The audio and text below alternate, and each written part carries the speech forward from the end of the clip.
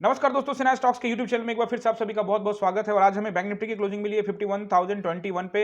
यानी कि अगर आप देखते हो तो लगभग 542 पॉइंट ऊपर क्लोज हुई है। वहीं निफ्टी को देखते हो तो लगभग 200 प्लस पॉइंट ऊपर क्लोज हुई है। तो बहुत दिनों के बाद ये आपको ग्रीन में क्लोज होते हुए नजर आ रही है। लेकिन यहाँ पे हमको समझना पड़ेगा, वन डे टाइम फ्रेम में मैं आपको लेके चलने वाला हूँ, फिर आपको पता लगेगा। फिलहाल हम लोगों ने मैंने यहाँ पे देखो, ये तो आज आप देखोगे पूरा का पूरा एक सेकेंड, पूरा का पूरा अगर आप देखते हो तो ये पूरा एरिया जो है साइडवेज जोन है। तो यहां पे हमने कोई ट्रेड प्लान किया ही नहीं, बिल्कुल भी नहीं किया। हमने शुरुआत में यहां पे एक कॉल प्लान किया था, जिसमें थोड़ा सा लेट होने की वजह से एसएल हिट हुआ, लेकिन फिर बाद में निफ्टी में हमने प्लान किया था और निफ्टी ने अच्छा किया। हम निफ्टी का जो वीडियो आएगा जरूर देखिएगा, क्योंकि निफ्टी प्रॉपर तरीके से प्राइस एक्शन से ऊपर चल रही थी। लेकिन थोड़ा कंफ्यूजन था, वो बात करना जरूरी है, क्योंकि आप देखोगे कि बैंक निफ्टी सस्टेन कर रही थी एक ही जगह पे, शायद फिर निफ्टी का एक्सपायरी था और उस वजह से इसका कंसोलिडेशन फेज शुरू हो गया। और निफ्टी को आप देखोगे तो निफ्टी धीरे धीरे करके और फाइनली 200 पॉइंट ऊपर गई है। तो निफ्टी को पकड़ा जा सकता था। लेकिन क्या कंफ्यूजन होता है वो भी बात करने वाला हूं आप सभी से। कंफ्यूजन ये होता है क्योंकि आपको लगता है कि पहले देखो, ये दूसरा, ये जो बैंक निफ्टी है वो उस दिशा में नहीं जा रहा है, निफ्टी अलग दिशा में जा रहा है। और काफी दिनों से आप देख रहे हो कि मार्केट में एक डाउन ट्रेंड चल रहा है और उसके बाद यहां से एक अप ट्रेंड आज के इंट्राडे में शुरू होता है। तो कॉन्फिडेंस आपका नहीं होता कि अगर आप ऊपर, अगर आप यहां पे कॉल में जाओगे तो कहां पे आपको निकलना है, ये कॉन्फिडेंस नहीं होगा। और इंट्राडे के अंदर में मैं आपको ये बेसिकली बताने वाला हूं निफ्टी के वीडियो में, क्योंकि निफ्टी में प्रॉपर तरीके से मैं चार्ट को एनालाइज करके समझाऊंगा कि कैसे कंफ्यूजन होता है और यहां पे कैसे लोग नुकसान में चले जाते हैं। वो सारा चीज मैं बात करने वाला हूं। बैंक निफ्टी में अर्ली मॉर्निंग में स्पाइक बहुत तेज था, तो स्पाइक बहुत तेज के कारण से हमारा एसएल यहाँ पे हिट हो गया था। यहाँ पे एक ही ट्रेड बनाया, उसके बाद तो ये आप देख ही रहे हो साइडवेज हो गया, तो इसको छोड़ ही दिया था। और यहाँ पे हम लोग वन डे टाइम फ्रेम में चलते हैं, क्योंकि एनालाइज तो आप सपोर्ट एंड रेसिस्टेंस तो वन डे टाइम में ही पता लगने वाला है आपको। क्योंकि वनडे टाइम में आप देखोगे तो यहाँ पे कुछ पैटर्न एक नजर आने वाला है, जो कि कैंडलस्टिक्स मैंने आप लोग को ऑलरेडी काफी टाइम पढ़ा चुका हूं। तो आप देखोगे यहाँ पे कि मार्केट ने एक बुलिश हरामी पैटर्न यहाँ पे आप बनाया, बेबी कैंडल आप कह सकते हो इसको। तो ये एक पैटर्न बनाया, डबल कैंडल से बनता है बुलिश हरामी पैटर्न। पहले भी मैं ये पढ़ा चुका हूँ ऑलरेडी आप लोग को, तो जाके यूट्यूब चैनल पे लगा हुआ वीडियो जरूर देखिएगा। इसमें आप देखोगे तो देखो क्या बुलिश हरामी बन गया, इसका मतलब क्या है कि कल गैप अप भी खुलेगा या मार्केट में रैली शुरू हो जाएगी, ये देखो वो एक अलग चीज है। हम इस कैंडल को जहां तक ये देख रहे हैं, ये बहुत बड़ा कैंडल था, ये जो रेड कैंडल है उसके अंदर में बना है।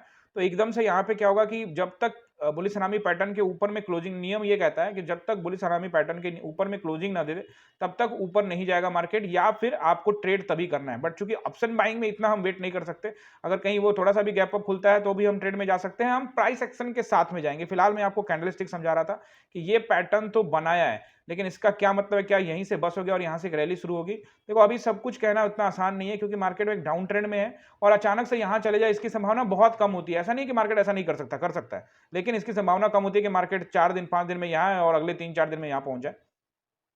ऐसा संभावना कम है। लोगों के पोजीशंस बने होंगे, तो हो सकता है कि कुछ कंसोलिडेशन का फेज चले या फिर मार्केट यहां से यहां ऐसे जाए एंड देन फिर वापस इस तरह से आता हुआ दिखे। ये कुछ सिनेरियो में आपको बता रहा हूं एज पर एक्सपीरियंस, कि यहां से मार्केट इस तरह से अगर निकलती भी है, फास्ट मूवमेंट करती है, तो फिर सस्टेन नहीं करेगी। धीरे धीरे जोन बना के टाइम बिता के इधर जाती है, तो थोड़ा जोन बनेगा, जोन बनाने के बाद फिर ब्रेकआउट होगा, फिर जोन बनेगा, फिर ब्रेकआउट होगा।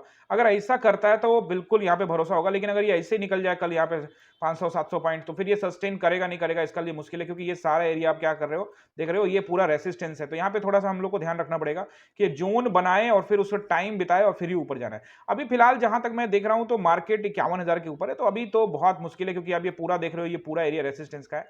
तो पहले तो इसको ये निकालना पड़ेगा 51 500 के आसपास का एरिया। फिर उसके बाद आप देखोगे कि 52,000 का नंबर है, यानी कि 52,300 को निकालना पड़ेगा और फिर 53,800 को निकालना पड़ेगा। उसके बाद की बारी आएगी ऊपर मार्केट अपने ऊपर जाने की। तो इन सभी एरिया में इतना आसान नहीं है, तो आपको ये देखने को मिल सकता है फिलहाल जो हम यहाँ पे एक्सपेक्ट कर सकते हैं कि मार्केट ने एक थोड़ा सा कंसोलिडेशन दिखाया, यानी कि यहाँ पे आपको थोड़ा देर यहाँ पे कुछ दिन ऐसे भी दिखा सकती है, या फिर अगर यहाँ पे एक कैंडल ऊपर ग्रीन बनाती है तो उसके बाद ये रिट्रेसमेंट कैंडल की तरफ होता है कि इतनी बड़ी गिरावट के बाद कुछ रिट्रेसमेंट आएगा एंड देन वापस मार्केट इस तरह से नीचे। तो ये सारे संभावना बनता है, लेकिन हम यहाँ पे प्राइस एक्शन को ही फॉलो करेंगे, उसी के अकॉर्डिंग हम लोग जाएंगे। सपोर्ट एंड रेसिस्टेंस को आप लोग नोट कर लीजिए। और स्टॉक्स तो मैंने आपको बता ही दिया है कि अभी कुछ स्टॉक्स है जिसको जरूर पिक करना चाहिए, जिसमें मैंने आप लोगों को बताया हुआ है एचडीएफसी, आईसीआईसी बैंक और एसबीआई में भी थोड़ा कुछ शेयर्स लिया जा सकता है। ये सभी जो स्टॉक्स हैं इसको लॉन्ग टर्म के लिए मैंने आप लोगों को बोला हुआ है। बहुत लोग सोचते थे कि कल ही जाएंगे इंट्राडे में खरीदेंगे, ऐसा कुछ नहीं बोला मैंने। मैंने बोला ये लॉन्ग टर्म के लिए, आप इसको कुछ टाइम के लिए मार्केट खरीदिए और कुछ टाइम के लिए अपने पोर्टफोलियो में छोड़िए। 6 महीने, साल भर, 1.5 साल वेट करिए, फिर आपको देखिए मजा आने वाला है। पहले जल्दी तुरंत उतावला होंगे तो कोई मजा नहीं आएगा। उसमें एक्सिस बैंक का भी नोट कर लीजिएगा। और बाकी निफ्टी में और स्टॉक्स में आज ऐड करने वाला हूँ निफ्टी वाले वीडियो में, तो जरूर जाके देखिएगा।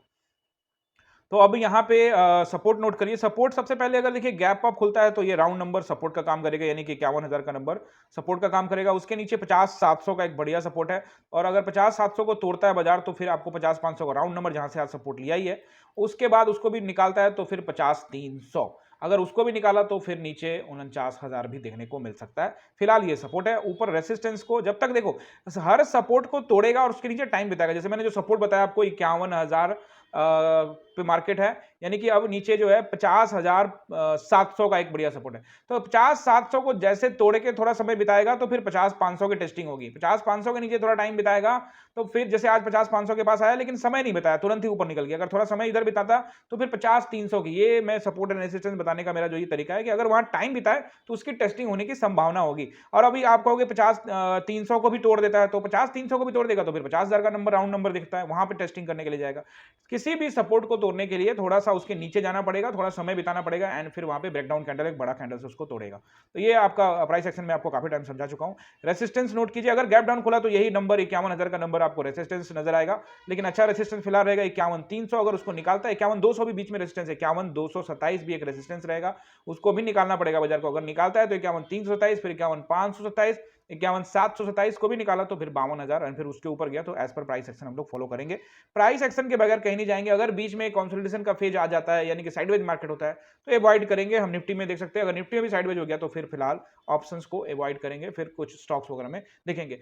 अगर इस चैनल पे नए हो तो चैनल को सब्सक्राइब कीजिएगा, वीडियो अच्छा लगा तो लाइक कीजिएगा, अपने दोस्तों के साथ शेयर कीजिएगा। आप सभी का बहुत बहुत धन्यवाद।